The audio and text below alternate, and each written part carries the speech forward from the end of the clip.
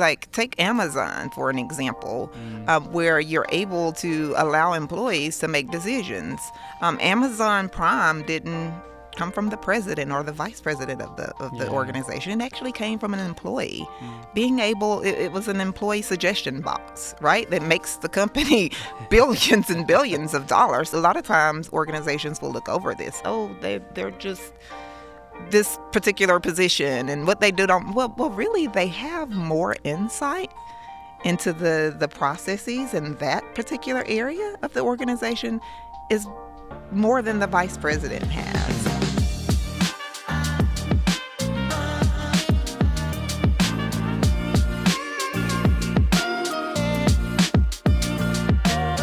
Hello and welcome to UNA Talks. My name is Lee Taylor. I'm your host. Today, my guest is Dr. Shinika Byrd. Shinika is the Assistant Professor of Management and also the Director of Intercultural Engagement Activities for the Sanders College of Business and Technology. Shinika, thanks for being here today. Thanks for having me. It's a pleasure to be here. We're glad to have you, and we're excited to talk about all sorts of things around business and nonprofit and how those things are related. So just, again, thanks for your time. You're very welcome. All right. Shinika, I'd love to know a little bit about your background. You told me earlier from Boonville, Mississippi. So I'd love to hear what it was like growing up there and how you found your way over to the Shoals and all the things in between.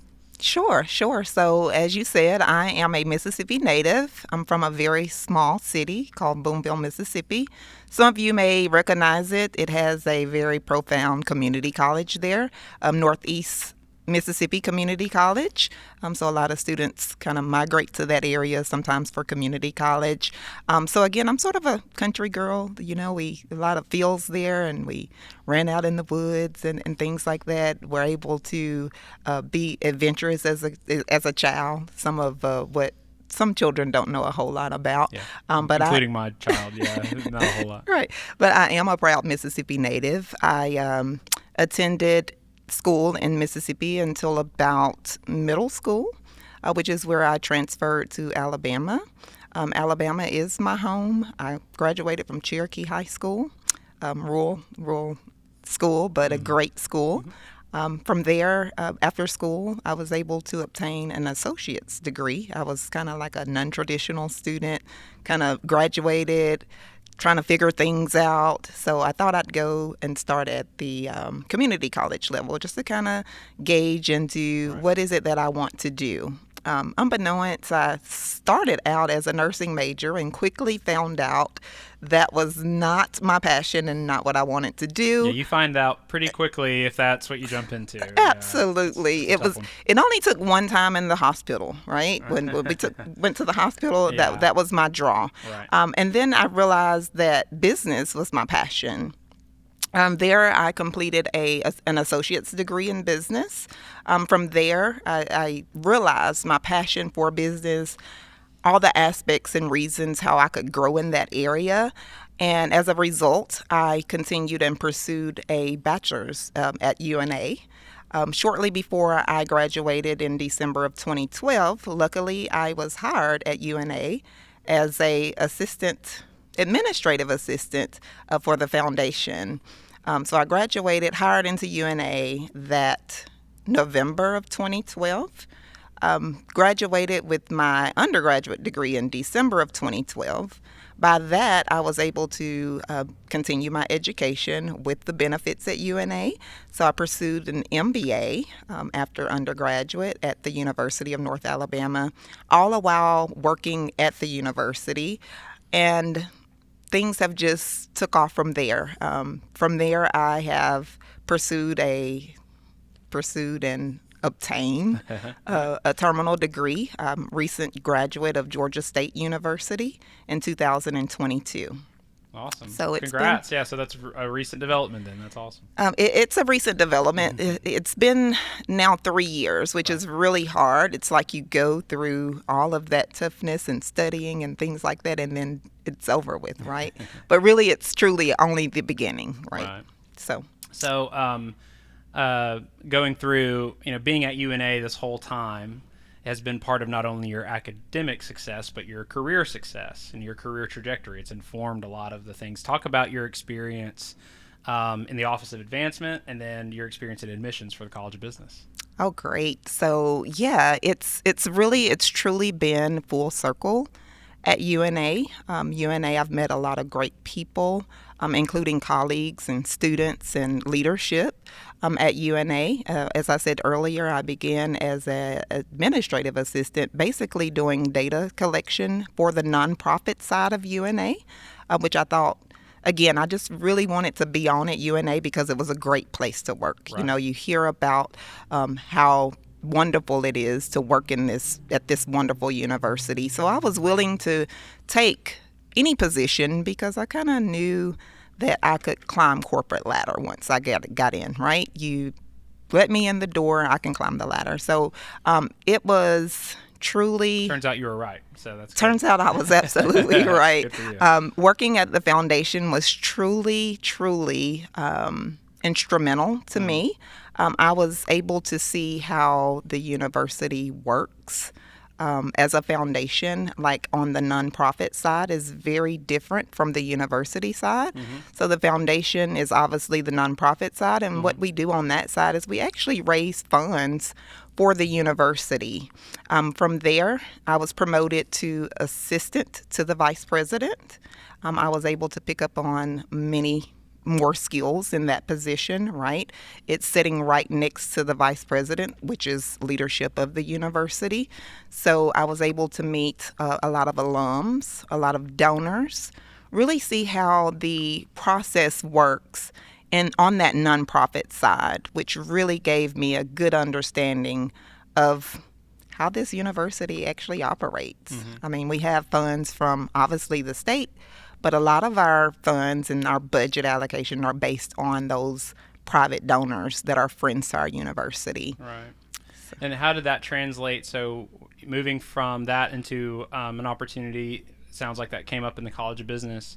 What was the biggest maybe culture shock or, change of frame of mind moving into not only a new position, but sort of seeing the other side of, the operations of the university? Sure. So it was very enlightening because on the foundation side, your constituents are primarily donors, maybe organizations, these people who are making contributions to the university.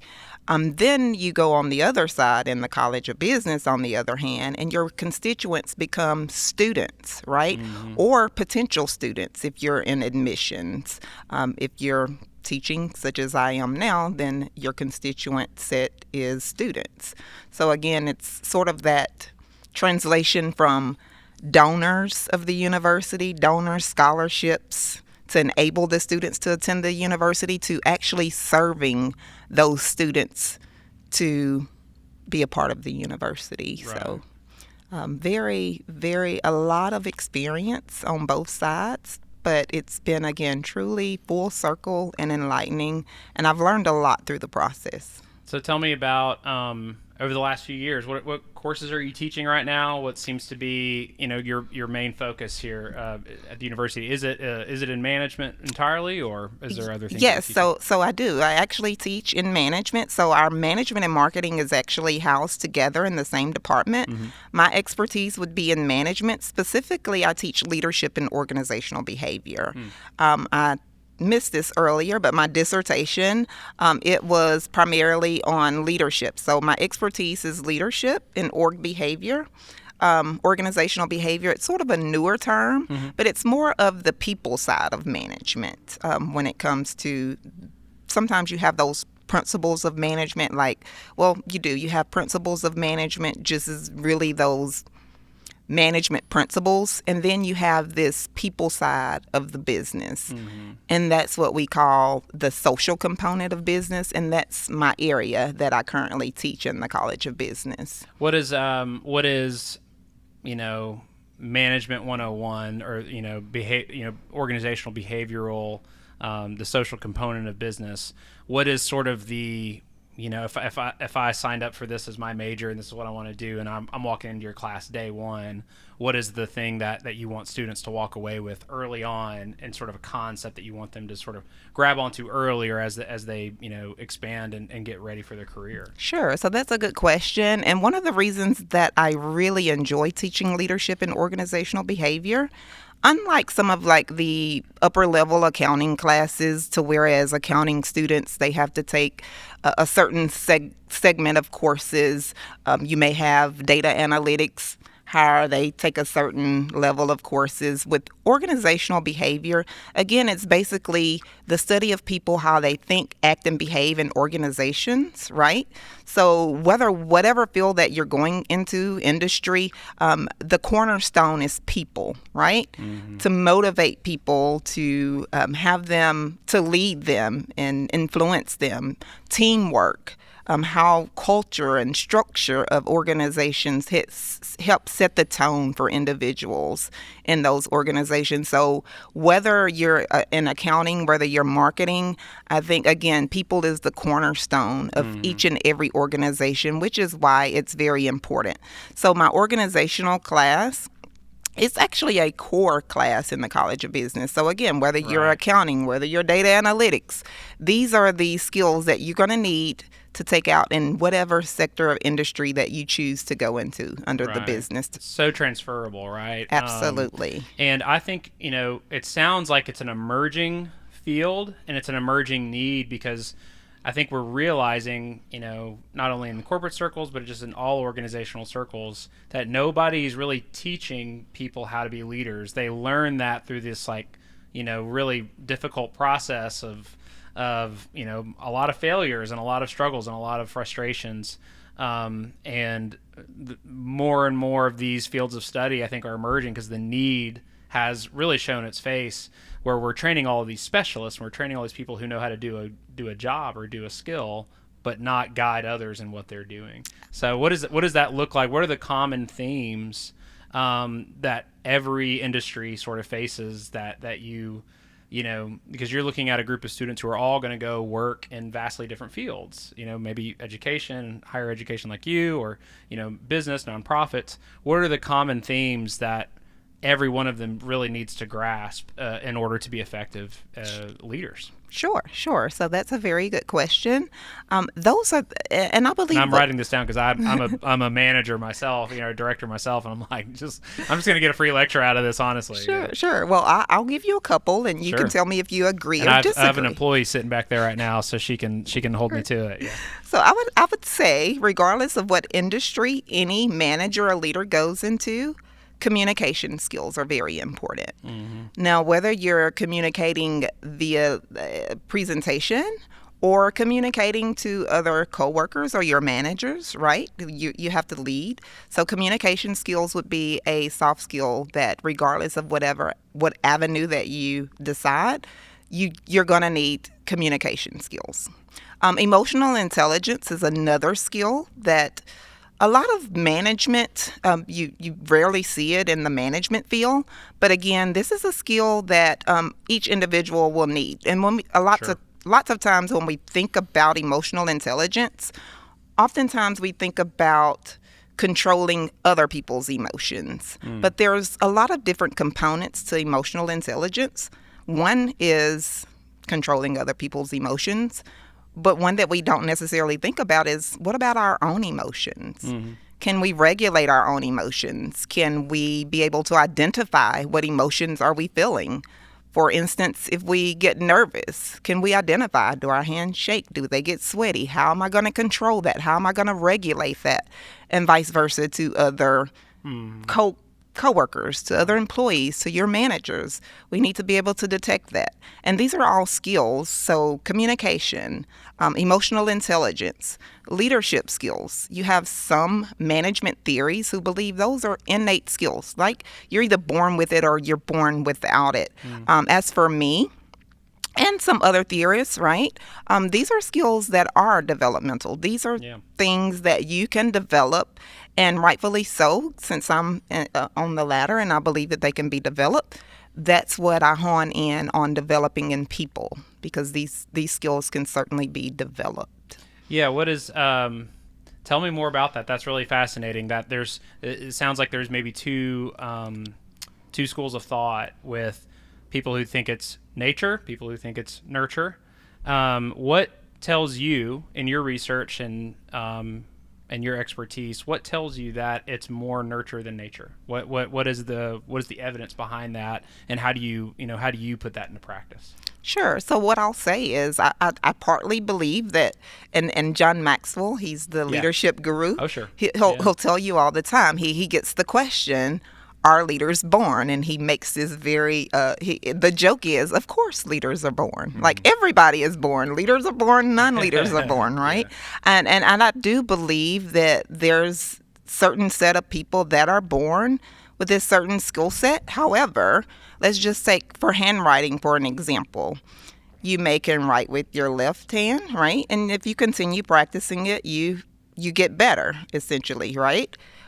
With the right hand, you're good at it, but the more you practice, you can become better. So regardless of where you are, let's just say that you do have those leadership skills that you're born with. You can always get better. Let's just say that you don't have those leadership skills that you're born with. Then those can be developed as well. The key to developing those skills is really consistency, right? If we're not great communicators, then we have to practice. Practice makes perfect. You see this in mathematics. They'll say practice mathematics, but not so much on the management side. You have to first make individuals believe that these skills can be cultivated and nurtured, right? And once they have that mindset, then you can begin to really nurture and develop those skill sets. How do you nurture and develop those skill sets? What's like a good example of that within the context of teaching management? Sure. So that's a great question. How? Because you're probably training. You feel like you're doing that all the time with people that you're mentoring or people that you're interacting with. But as far as a student, how and then how do you grade that? That's where my mind goes. Like, what's the rubric for growing in my leadership skills and my emotional intelligence? Absolutely. That's a great question. So I use a lot of different tactics, right? Again, Carol Dweck, her book is Mindset. Okay. So the first step is opening up the mindset, right? You obviously have the students to believe that it's developmental. And then I really develop those skills through a lot of it could be scenario-based, right? Scenario-based assignments in the classroom where we take real-world examples, maybe something that has happened in the organizations, and the students are then charged at how are we going to handle this type of situation? What would we actually do in this situation? And this can come from a number of different aspects. So you're probably like, okay, how would you take a case study or a scenario-based, right? So I have this one particular assignment. It's called the cave mission. Right? So students basically, so you have this problem where they're basically managers of a coal mine, right? And they have to make these very strategic decisions. Their time, they're in this very chaotic situation, and as leaders, they have to make decisions. What would you do in this situation? You have different types of decision making, right? You may have to make an intuitive decision. You may have to make a more rational decision. When is it best to make those type of decisions? Another scenario for developing leadership skills I would just say role playing. Role playing is prime when it comes to developing leadership skills. And again, I would say like for some sort of inventory for keeping up where am I at, journaling is a really good tool for keeping up with your developmental and how you're developing in your leadership statuses. Or you definitely want to keep note of how you're growing as a leader. In some assignments, we have reflection papers, right? You have pre-tests. What do I know about leadership? What do I not know about leadership? And then we post-test them at the end of the semester. What do you know about leadership? And not more than none, students are really surprised at what they don't know about leadership, but then they're as equally surprised at all that they can learn about leadership and that they can really grow in the field of leadership. And so that's when you really see the students starting to pivot and their mindset shifting, like, oh, I can become a Steve Jobs, or I can become a Jeff. Like I can be a leader too if I just continue to develop in this area. It's like with anything, learning to ride a bicycle. When I say developmental, leadership is the same way. Hey, I hope you're enjoying our conversation with Dr. Byrd. I certainly know I am. I wanted to take a quick moment to thank UNA for sponsoring this podcast. I want you to check out una.edu/online whenever you have time. That's a great place to check out all of the online programs that we offer, taught by people like Dr. Byrd, along with all of our amazing professors around management. We have great programs across the spectrum that can help you kind of get where you want to go in your professional life, or just engage your curiosity however you'd like. You can also follow us on social media. Make sure you're following us on Instagram, Facebook, LinkedIn, X, formerly known as Twitter, and now on YouTube, now that we're doing cool stuff like this on YouTube. So make sure whenever you have free time to check those things out. Give us a like, follow, all that good stuff. And now we'll get back to our conversation with Dr. Byrd. So all of the leadership skills that you have learned, that you're still learning, right? We're students of absolutely a never-ending journey of being a student, especially if you're in education.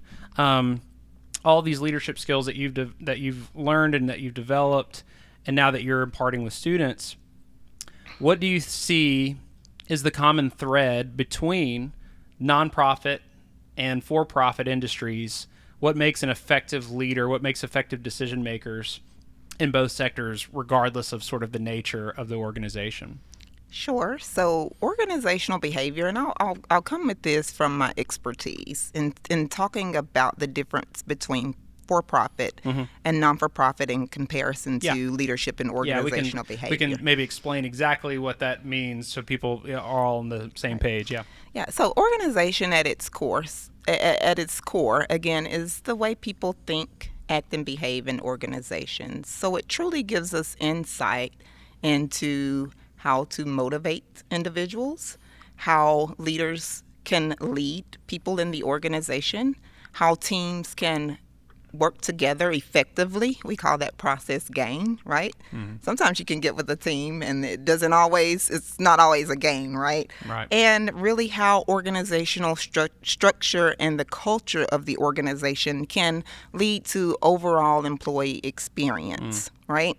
So in short, it's the human side of things. Now, here's the thing. Regardless of what kind of organization that you are, whether you're a for-profit, whether you're non-profit, or whether you're educational, all of those organizations need the same ingredients, right? We need motivated individuals. We need strong team dynamics. We need ethical and transformational leadership. And we need a culture that supports employee well-being and innovation, hopefully, so that we can thrive and compete. And that's any organization, right? But however, so the organizational behavior, it's not the principles that change between these sectors. It's the way you apply these principles in the organization, right?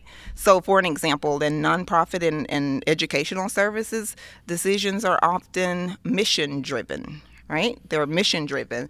The goal isn't to necessarily maximize profit, it's to maximize impact. So that may be whether you're providing access to education. It may be whether you're providing food to the homeless. It may be just any sort of social change, right? So as leaders, then we have to lead with purpose. We have to lead with values, right? So that's more nonprofit. And then in comparison, on the other hand, you have those corporate organizations, right? So these are typically mission driven, right? So you're looking at profit, you're looking at ROIs, returns on investments, you're looking at revenue, you're looking at shareholders. So again, the leadership becomes more performance metric, not necessarily that people don't necessarily matter, but again, what you're looking for, becomes a little different. So again, you may have to motivate these type of individuals in such a way that the industry is orchestrated, right? What do you think that, based on your experience and your research, what do you think that for-profit organizations and companies, what do they get right about how to motivate people and how to motivate people toward a mission? And what would you say their strengths are because of the model of what their mission is and what they're trying to accomplish? Yeah, that's a great question. So I would definitely say the for-profits, they're able to motivate with money, bonuses, oftentimes, Sure. right? Because they're profit mission, right? So you see these types of organizations, they're typically motivating with, I'll give you an example. Some organizations, I think it was Amazon, I think they had these prizes that they would give employees. So it doesn't necessarily always have to be monetary bonuses, right? But they have some sort of mechanism in order to keep the employees driven and motivated, right? To where, and I think that nonprofits could maybe learn from that model a little bit at times. At times, or adapt to it perhaps. As much as they could, as right? Much as they can. Right. And then you have, I would say, agility in nonprofit, in profit, right? The agility, right? The ability to be able to navigate and pivot in organizations or just in the world to remain competitiveness.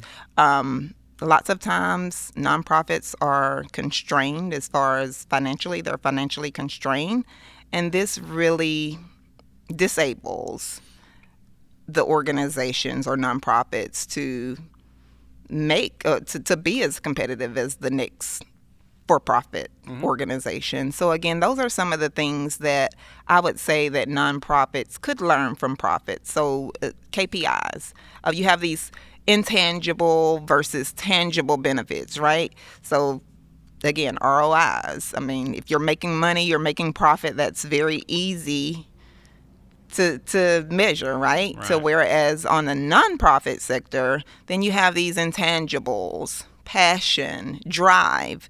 They're not as easy to measure, right? So nonprofits can definitely, I think, take some notes into how they're measuring, basically how they're measuring success. But again, they're two different animals. Now, on the flip side of that, vice versa, right? What are the sort of organizational advantages that are found in nonprofits that for-profit companies maybe miss out on as a result of their structure? So what can profits perhaps learn from nonprofits, like Yes, as far as as what their strengths are, and how they maybe it's not incentivization, but how they motivate employees or how they move along in their mission? Yeah, that's a good question, and you're seeing more and more of this evolve, especially in organizational behavior research. You have these different forms of fit. So I mentioned it earlier. Nonprofits, they're mission driven. And what you're seeing more and more in the corporate world is that you'll see the different forms of fit. So an individual needs to fit with groups within the organizations. Individuals need to technically fit. Obviously, they need that technical skill. But more and more, individuals in corporate organizations, their values need to fit with the mission. And I think that corporate is doing a better job at that. Even in my classroom, one of the challenges that I give students is, if you're interested in an organization, go to their mission, see what their mission is, and see if that aligns with your core values. Because research tells us that if our core values are aligned with the organization's core values, then employees have greater chances of satisfaction, which in turn will reduce retention within the organization. So I think overall, for-profits could gain from nonprofits by really honing in on that person organizational sort of mission? Do my values align with this organization value? Right. And you said you see like companies and for-profits adapting more to that and seeing the value in that. Do you also think that we are seeing a little bit of a trend of nonprofits or, different organizations feeding from some of those for-profit principles of incentivization and those kinds of things? Do you feel like both are moving at the same time, or is one sort of in an imbalance? I think they're moving at the same time. I think the business is evolving, right? We're learning from one another at a rapid pace, right? The world is moving so fast, and businesses are moving so fast. We're learning from one another. What can we do better? What can we gain from? And this organization is doing.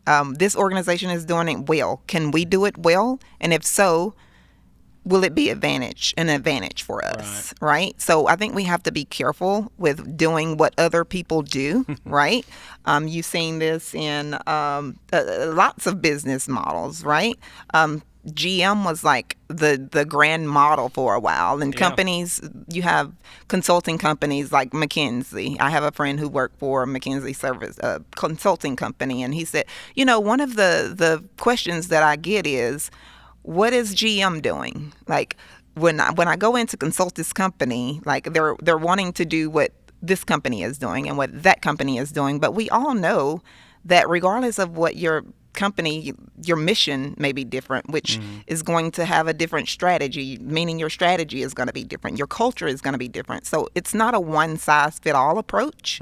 So I think businesses, whether you're nonprofit or for-profit or educational, you have to be very strategic and mindful as to what approach is going to be really beneficial to you, because what's good for one organization may not be good for another organization. Yeah. And I agree with what you said about I think organizations as a whole are really learning what nonprofits have known for a really long time. I think universities too, because that's really the purview that I have right now. I'm working at one, are learning sort of, what is the cultural fit. They're learning that that's what potential faculty and staff members are looking more and more for. They're wanting to know, is this place a good fit for me? Anytime I've worked also with the local economic development authority here in the Shoals and other institutions that have a lot of effort around basically selling, people with families on what economic opportunities or job opportunities are here. A lot of that pitch really has nothing to do with the company that they're even telling them to come work for. It has to do with the lifestyle that they can afford here. What people who've lived in the Shoals have known for a long time, somebody from outside the area who's unfamiliar, kind of needs that picture to be painted for them a little bit, because it's like, well, if I'm going to move my life there and spend my weekends there and raise my family, I need to know that this is a place that aligns with kind of the things that I want to see and do every day. And oftentimes it does. It's a lovely area. It's my little soft pitch for the Shoals in case anyone's thinking of moving here.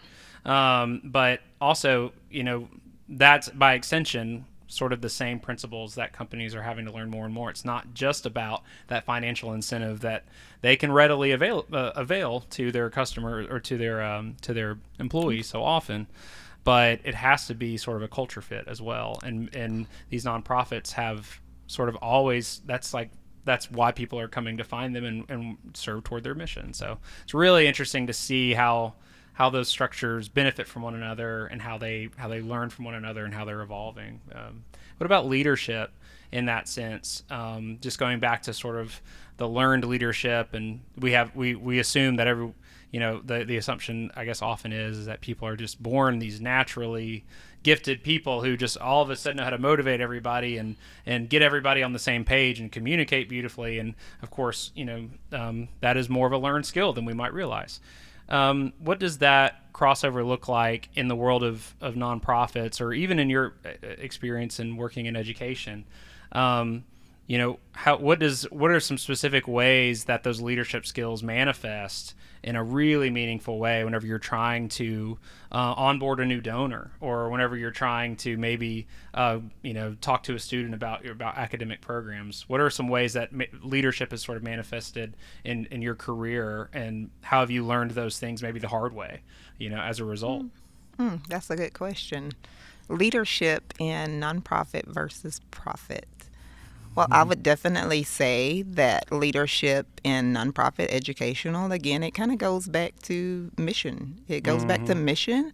It drives back to passionate leaders, right? You have to have that sort of effective leadership, affective, right? You have to have that emotional affective, right? Yep. Right. Yeah. You have to have that emotional component into what you're doing. That goes along again with organizational behavior. People, you have to care for people, right?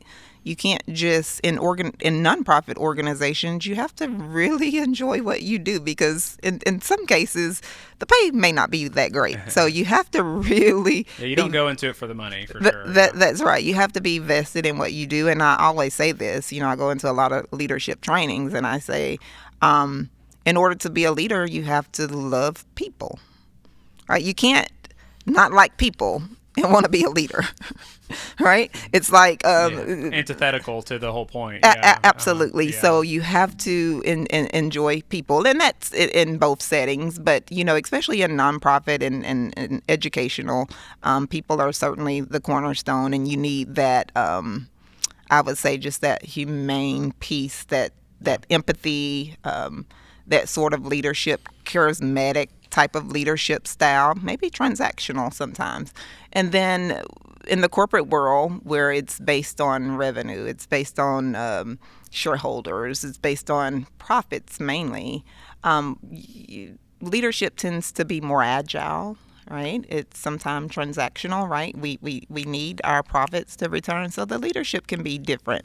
Another thing in leadership that you see in nonprofits and in educational settings is leadership tend to have a very centralized hierarchy, which is really good, right? Because it gives you accountability for decision making. However, it can also stifle decision making processes when you have these boards that you have to go through, which is going to increase multiple levels of leadership for approvals, which is going to maybe slow down decision-making process, or you need to really get this decision out so that business can run efficient and smooth, right? Right. So whereas in corporate leadership, you are starting to see these more decentralized models where the authority is not so much at the top, but they're giving authority to more of the middle managers to be able to make key decisions inside the organization.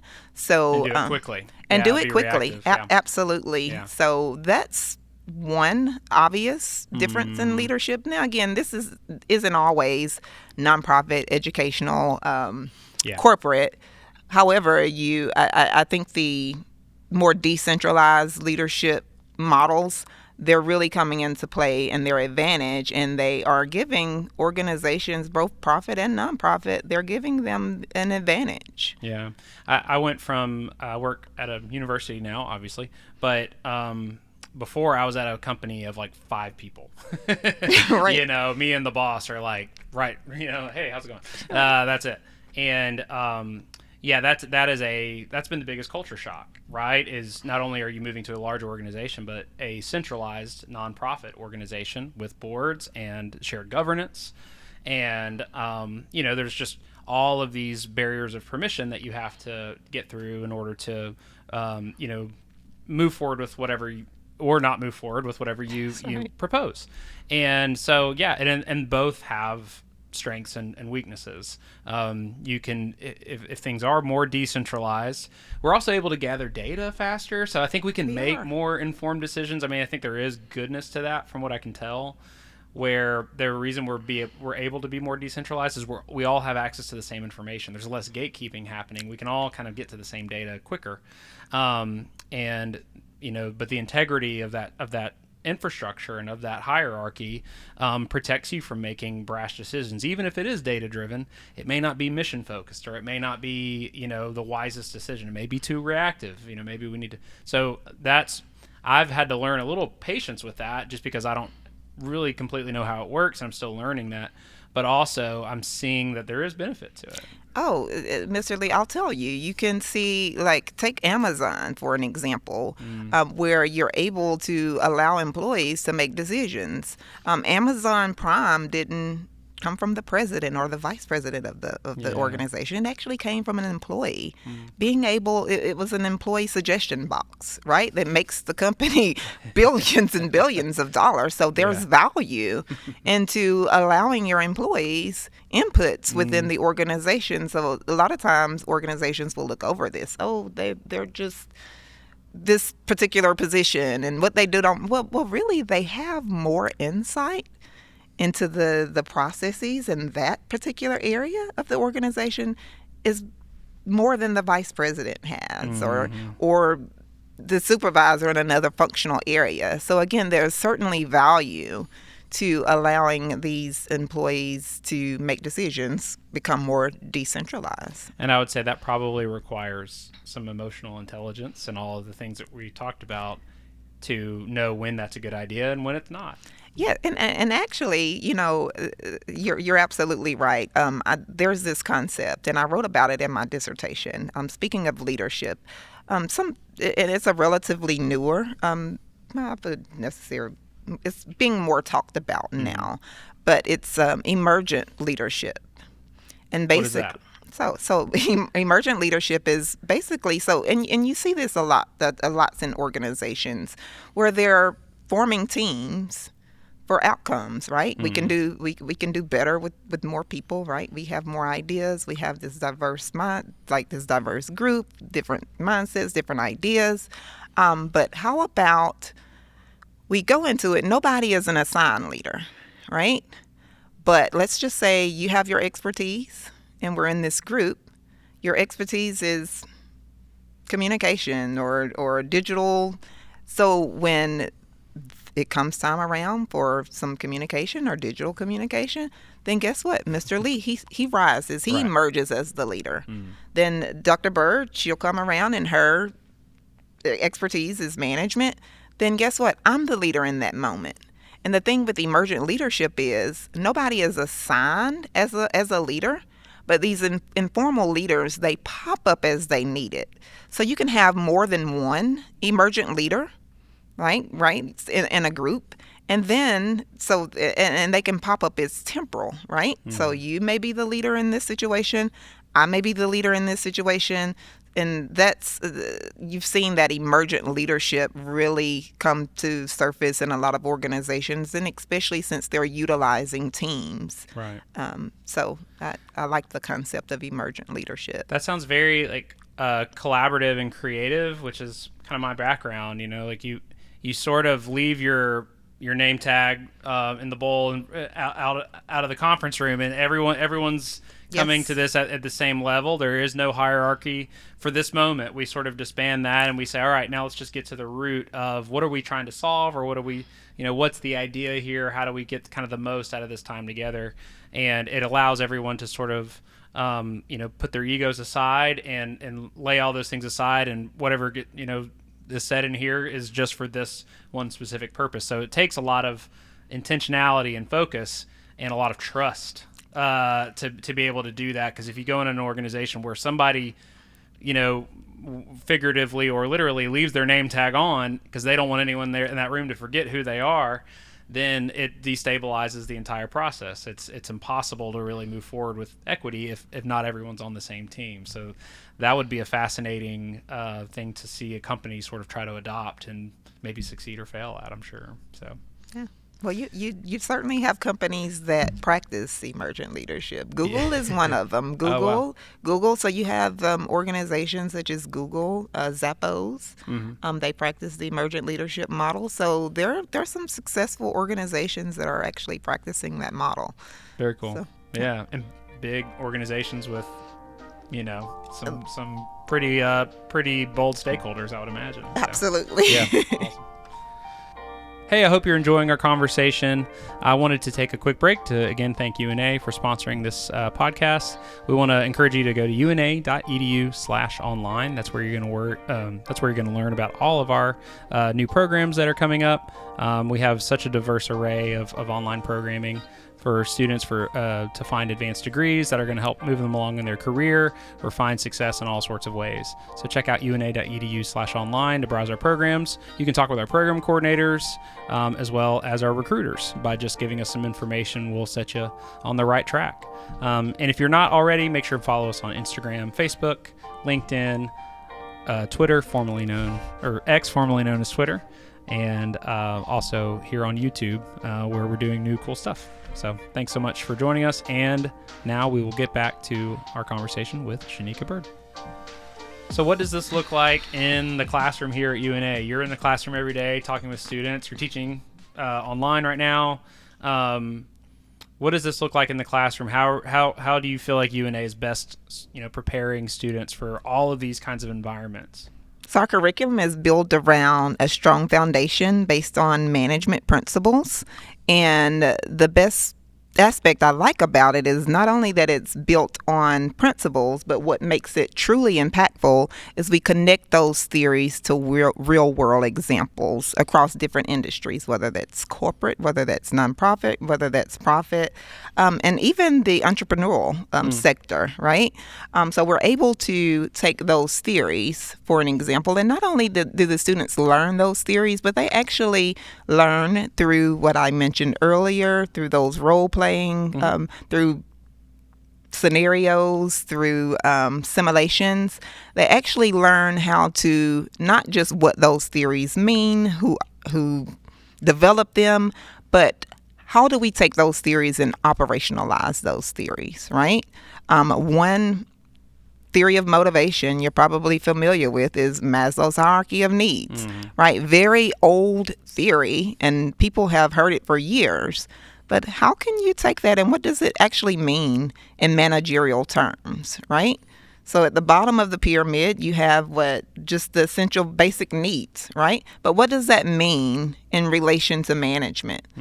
So if you need those needs, and then you have safety nets, and then it kind of goes up to the actualization needs.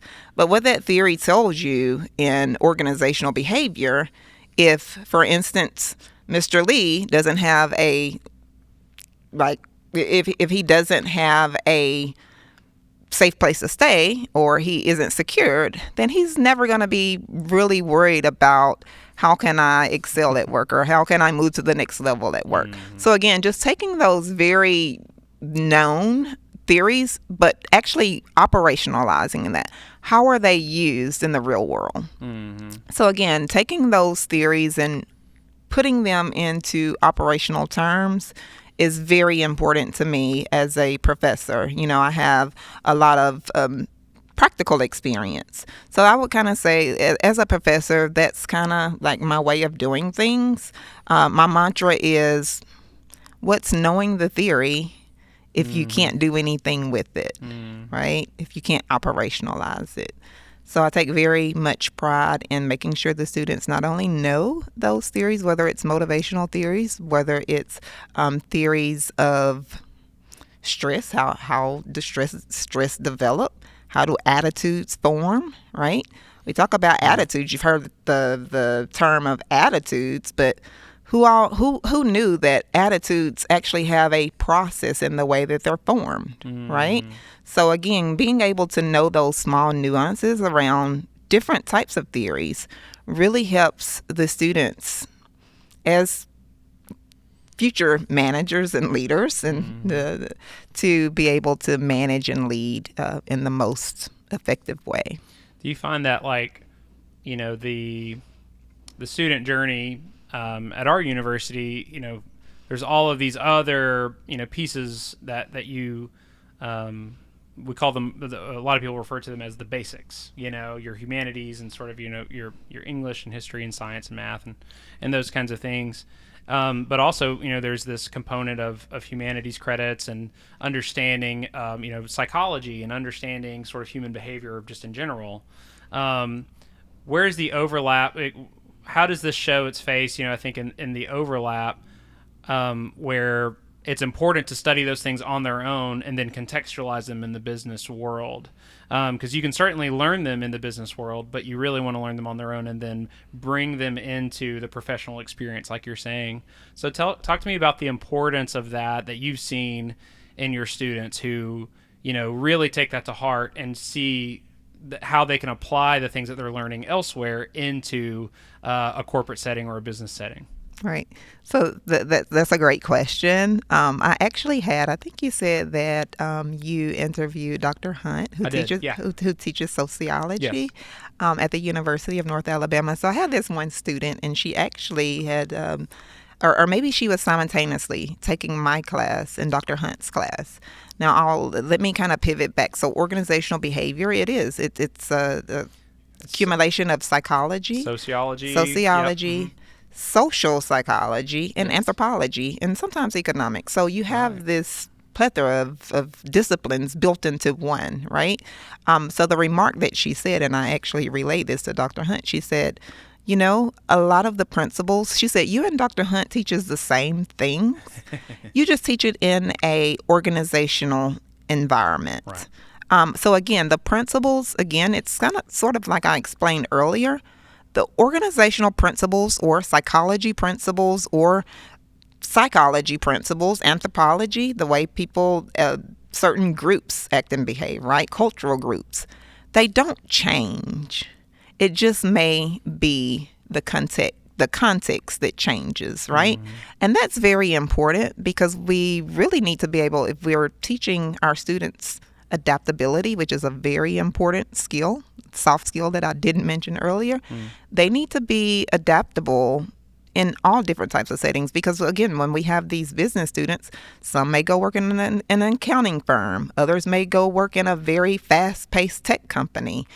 So again, these are skills that we're teaching skills in the Sanders College of Business that, again, students of that are going into any industry, they can take, possess, and be able to do well with them. How do you take these principles to, like, how are you using these principles? I mean, you've learned them sort of in your professional life, and now you contextualize them in your studies, and now you're kind of living in both worlds. Mm-hmm. So not only have you had these experiences, and now you've had the study to sort of validate those experiences or contextualize them, you also work in another, I think, really great sort of if education in the world of business, if that was a Venn diagram, the Sanders College of Business and Technology is right in the middle of it, because you understand the benefits of both education and the practical application of that in the business world. So how do you take all of these principles and all of these sort of interdisciplinary ideals and apply them to just being a teacher, or apply them, not only imparting that wisdom, but in your daily life inside of a really large organization? Sure. So again, I said the position that I have is full circle. Yeah. One thing that I did not mention, in addition to me teaching and my director position at the university, I'm also an entrepreneur. So my husband and I, we have a family-owned business that we started. It's been in operation for about 20 years. And when you're speaking of integration learning and integrating practical, so I believe that has really given me a strength. What is your business? I didn't know this. That's awesome. So we have custom quality insulation. Oh, great. Where we serve residential and commercial properties all around the Shoals, Tennessee, Shoals, Mississippi area for about 20 years now. So okay. We do a lot of that. That's awesome. Yes. So with that, I sort of worked. So I've always worked in that business sector. Right. Went to school to get more information so that I could efficiently run our business, right? Run the business. You go do more school so you're able to constantly apply these concepts, see if they work, what works, what doesn't work, really be able to elaborate on some of the concepts. Are there boundary conditions to certain theories and things like that? So I have been blessed, I would say, in both practical as well as academia, to be able to both study, research, and practically implement these to see what works better. Do it work? Is it just textbook? What's practical? What's not? So it's been, again, it's been full circle. So again, Yeah. business is my thing. I love doing it. I love teaching it, and I obviously love continuing to learn. So Yeah. it's been a great journey. You get to see it in your study and your research, in the classroom, and in theory, and in the real world, Yes. and it just all goes. They all inform one another beautifully, I would imagine. So. It does. And I'll tell you just a little quick story when you talk about organizational behavior and practicality. So we hired this, and my husband, he's a entrepreneur. He's just an entrepreneur. He goes out and he does the operational side of it. But as for me, culture matters, right? Yeah. The environment matters. So we have this administrative assistant, and he wants to put down this rug that we in the company office, and he wants to put down this rug, and I'm like, a rug matters in the office. It matters. You took it out of your home because it had a little, but I mean, employees' attitudes, they matter. And structure, when I talk about organizational culture, the structure of the organization matters, right? If am I sitting around 50 people and trying to concentrate on this job? Am I sitting around 2 people? Am I in cubicles? Do I have my own space? That's what I mean by structure matters. Right. Environment matters. So, we sort of came into this little, I wouldn't necessarily say disagreement. I'm always trying to put my academic and research on my practitioner entrepreneur husband who knows nothing about this. But it was just something as simple as a rug, an environment, like that matters to employees. So long story short, she did not like the rug being there. Organizational behavior is all about retention. How do we keep our employees happy? That goes people in the organization itself, and the environment inside and outside the organization. Yeah. But so even as simple as a rug, I try to tell individuals in my real everyday life and business, but she did not like the rug, and that was fine. You probably saying because it was a little dustier, right? And I said, you have to clean it. But she said that it messed with her sinuses. So she ended up leaving the company. So again, these small things that people in the organization have to really pay attention to. The Herzberg two-factor theory, it tells you that you have hygiene as a motivator, right? So basically in their theory, they interview this certain set of employees, and they ask them on one hand, like, what motivates you on the job? So they list all these things that motivate them, and then they said, what satisfies you on the job? And then or what demotivates you on the job, right? So what the researchers found out was that there wasn't a continuum, right? There wasn't like the same thing that satisfies you is not necessarily the same thing that dissatisfies you. And they came up with 2 different buckets, right?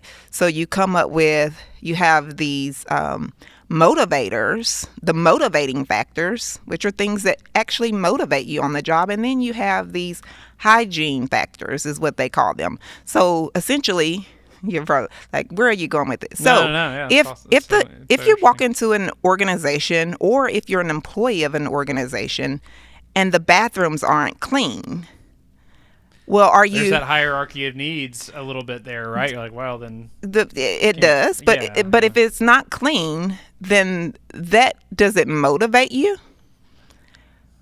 Not necessarily. It don't motivate you, but you're not necessarily dissatisfied. But so those are those hygiene factors. What Herzberg theory tells us is, unless you have hygiene factors, you have to have hygiene factors in place first. The restrooms have to be clean, like the facilities, before you can ever start to motivate individuals, right? Yeah. So if the restrooms weren't clean, the employees were dissatisfied, but they wasn't necessarily satisfied if they were motivated. So there's 2 different components that we have to be cognizant of. So it's not the hierarchy of needs in the same sense of like, it really only can serve a negative function if it's neglected, but it doesn't necessarily serve the positive if it's addressed. That's right.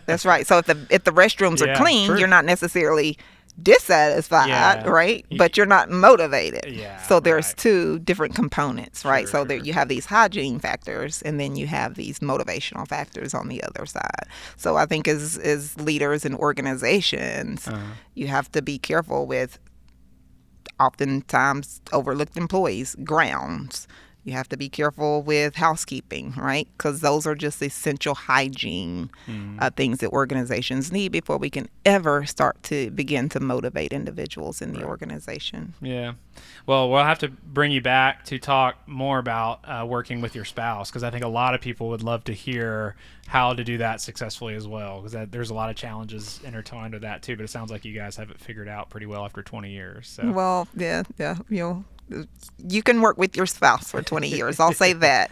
And we'll be happy to come on and do it. We've, again, we do have an entrepreneurial degree in the College of Business. So my husband and I, again, we do this every day. I mean, it's our lives. So we have been into the classroom as a team and talked to our entrepreneurial students. So we will certainly do that for you. That's great. Awesome. Well, Shinika, thank you so much for being here today, and just so many cool things that we could continue to talk about that apply sort of all over the spectrum of different organizations and companies and things like that. So thanks so much for your time. All right. Thank you. You're welcome. It's been a pleasure.